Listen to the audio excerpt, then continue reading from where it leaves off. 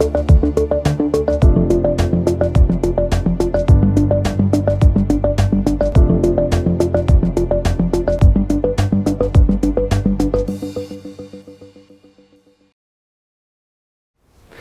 back to the Buyers Agent Institute show. I'm your host, Ben Handler. Today, we're going to dive into and also peel back to deep dive into the opportunities that exist in the real estate sector. The discussion today is going to be led by two people. One is a real estate agent, one is a buyer's agent, to really hear their perspectives around the opportunities in real estate. We have Renae Dickey here from BasicWhitney. Renae has been in real estate for 10 years. She currently serves as a real estate agent. She's personally sold property for me before. And we've got Cruz here, who is a buyer's agent in Sydney. She runs her own business. She worked at my former company, Cohen Handler. She was a top performing buyer's agent. Welcome, girls. Thank you. So Renae, we're going to kick off with you. Your journey, how did it begin in real estate? Sure. So it started out, I bought property, I grew up in Brisbane. So there was an opportunity where I could buy a property when I was quite young. Because it was affordable in Brisbane. And I naturally just knew how to renovate. My dad was a builder, so I grew up on building sites, and that I just started renovating, sold that, bought another, did the same thing, and so on. And along the way, I met so many real estate agents. And I just learnt that there were good experiences and bad experiences. And I just loved being in the middle of a negotiation when I was selling. So I thought I would really love to do this, and it would mean that I could wear a suit every day. And to me, that was enough. And I moved to Sydney 11 years ago. And when I was first looking to buy a property in Sydney, I met BasicWhitney agents, and I thought these people are really good at what they do. And I got a business card from one of them, and I put it beside my bed, and I manifested every night that I would work for BasicWhitney. And eventually Ivan Bresic offered me a position. First of all, I had to do work experience every Saturday. I don't think it was even paid, but every Saturday I had to help whoever needed me at open homes. And then from there, Ivan offered me a position as his assistant, and that was 10 years ago. Amazing, and you're still wearing a suit today. I love my suits. That's awesome, yeah. Thank you. And Rachel, I mean, your journey obviously started not in real estate originally. How's your journey progressed? My journey has been one of the most amazing experiences. I've surprised myself almost at every turn. I went from animal veterinary science, went into sales, and then transitioned into buyer's agency, and all of those changes really had a huge impact on me. Yeah, nice. And I mean, obviously my background, I worked as a buyer's agent, and so like you girls, I've been in the real estate space. Renae, like, what do you find is the most rewarding part or parts of real estate? For me, I think selling real estate and being a real estate agent means that it is whatever you want it to be. Ivan Bresic very early on in my career said, if look after your business and it will look after you. And that's exactly what it is. You know, I'm at a point now where I can work from wherever I need to work from. As long as you have a phone, you basically have an office. Yeah. So yeah, it is whatever you want it to be. It's flexible, it's time consuming, but in those 6 days a week or 7 days a week when you have to, you sort of come and go as you need to. So for me, it would be flexibility, I suppose, and no 2 days are the same. I always hear flexibility, and for me it was flexibility. However, it's hard to understand when people, like you, say flexibility because it's 6 or 7 days, but it does provide so much flexibility to also do what you want, right? Yeah. Like you can go for a swim during the day or... Completely. Like I just came back from 4 days in Thailand. I needed time out. I needed to recharge my mind and my body to be able to get through to the end of the year because I was so tired because the market this year has been tough. So I thought I'll just slide away for 4 days and nobody noticed. You know, I was still on the phone, I was still on email. Yeah. I could just push appointments back a couple of days, and that was it. No trouble. It's awesome. It's not necessarily like that when you first start, that's for sure. Like you really have to, slog it out, but eventually you get to a point where you know what you're capable of. Yeah, nice. And Rach, for you, what's been the most rewarding? I mean, there's so many rewarding parts, but what's been a critical rewarding part for you? I think for me, the most rewarding, I think definitely would be the sense of ownership and control that you can take in your life. Running your own business and working in such a, like Renae said, a very fluid sort of industry. There's so many ins and outs, and it's very exciting. I think the most rewarding element is that you can guide people through such important decisions. I love that I can just be me, and the owning potential has been very liberating on many levels. Thanks. Yeah, I mean, when I was operating as a buyer's agent, I always felt that the buyer's agent space was more tailored towards females. I mean, I haven't been a real estate agent, so I can't comment from the sell side point of view. But leading to my next question, did you find it challenging, like working from what I could see as a very alpha dominant male sector? Yes. As a female, because you both are very, very successful female, real estate agent, buyer's agent. So I wanted to hear your point of view. Yes, so we are a minority within the industry, and it was very intimidating for me. Like I was very shy growing up, so coming into that environment where there's just so much testosterone and confidence and mateship, in the office, it's really hard to break into that, and you're a bit different and you stick out, but I think things change. The biggest challenge was, I suppose, most of the male agents employ like for like. You like people who are similar to you, so you want to work with people who are like you.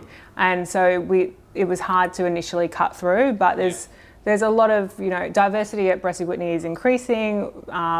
We want more women to work with us, and I suppose we just have to reflect who our clients are. Yeah. We need to appeal to who are our clients. Like if there's 50% male, female clients, then we need to be able to cater to those people. If they want a female agent or male agent or, Chinese or different backgrounds, like you need to be able to have somebody to reflect who your clients are. Yeah, and I mean, I read a stat recently that said that 65% of women, whether it's true or not, I'm not sure, account for the real estate workforce. And I mean, I don't think that would relate to real estate agents or buyer's agents, right? It'd be like more administrative roles, property management. I think support roles. Support roles. Actually, I think, I was in an assistant role many years ago, and I think it was very common to have quite a dominant male as the lead agent, and then to have their female assistant. Yeah, okay. And Rach, what are two fundamental lessons that real estate's taught you? Because you've worked at a real estate agency before, you've worked at a buyer's agency, now you run your own buyer's agent business. Yes. I think it's a bit of a tough question because I think there's been so many opportunities, but in terms of the lessons, one of them would definitely be about, again, that sense of ownership, that I've been able to create my own life and, create this, level of abundance for myself that I never thought was possible. So there was the lesson of that I can actually break through a lot of self-limiting beliefs. That was a big one. And the other one was, I think, to do with, definitely the earning potential. Yeah, the earning potential's a big one. Yeah, it's I think coming out of like a salary job, working your way out of that, and going through all the ups and downs of then becoming a business owner in such a competitive industry, and then for myself in terms of the buyer's agent space, even more opportunity. Maybe even as a female. I feel like I've sort of found my place because when I was on that side of the fence, I actually didn't like being in a suit. I felt very uncomfortable, and I was like, it just wasn't me. Yeah. So I think it's really nice when you can find your place. Nice. And Renae, do you do work with buyer's agents? Like, do you and Rachel do deals together, or? I love to do a deal with a buyer's agent, especially if Rachel comes through an open home or something that I'm selling off market. It puts me at ease that there's, Rachel always has qualified clients that are ready to execute straight away. So, I love to deal with buyer's agents. Yeah, and leading to the next question, would you like to see more women in like real estate agent roles? Yeah. Moving forward? Yeah, very much. I think it all just comes back to diversity. We need somebody to cater to everybody. It's as simple as that. Like, there needs to be more women in real estate. It's not, I think, initially when I first started in real estate, it was about, you sit at your desk and you make 100 phone calls and then you go and show property and you sell property and that's it. So a lot of women were like, well, I can't do that. I need to pick up kids, or I've got, responsibilities, and I just don't want to make 100 cold calls. I'm like, for me personally, and I think a lot of women that I work with in the office and in the industry, we're great face to face. We make really strong connections face to face a lot quicker than men do, for example. So, I think there should be. Yeah. I agree. I think so as well. We're going to wrap up soon, so I've got a question for both of you, so whichever one wants to dive in first. I mean, real estate provides so many opportunities. For me, it has personally, and I've seen it provide for so many people. For you guys, like, what would be the single biggest opportunity that real estate has given you?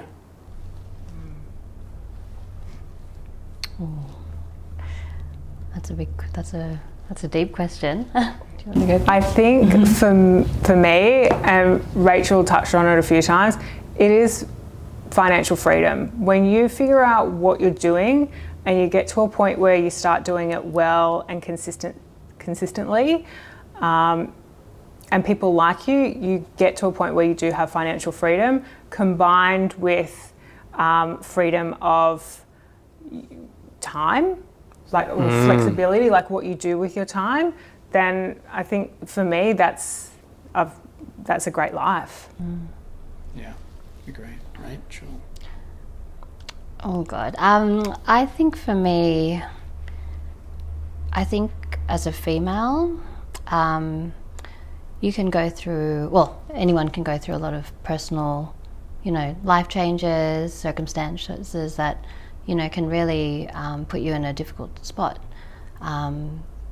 I think for me, being knowledgeable and really like an expert in this space, like being educated in property, is a huge life skill. Yeah. For example, I bought a property in the peak of the market really well with my, former partner, and I'm lucky that I'm knowledgeable in this space, and I'm able to get out of that. But also in terms of the career opportunity, if I didn't have my business, I think it would have left me with less options. Yeah. So in terms of the biggest opportunity, it is that sense of liberation and control and sense of freedom. Yeah. I will just add, you can't underestimate the people that you meet doing what we do is so broad. Like, the people's experiences, like, you enter people's lives at such a big time in their life for so many different reasons. So getting to meet such different people is hugely rewarding. You learn so much about people, and they're letting you into their homes. So into their lives. So true. Yeah, when I came from the corporate world before I started my buyer's agent business, and I used to work with the same employees like every day. Yeah. And so you're dealing with the same people. And then when I became a buyer's agent and you're going to people's homes, you're meeting clients, you're just meeting so many different personalities, and you learn so much about life. I felt that as well. That was huge. That's a big one. Well, yeah. Well, thanks so much, Rach. Thanks so much, Renae. Thank you, everyone, for tuning in, and stay tuned for next episode. See you there.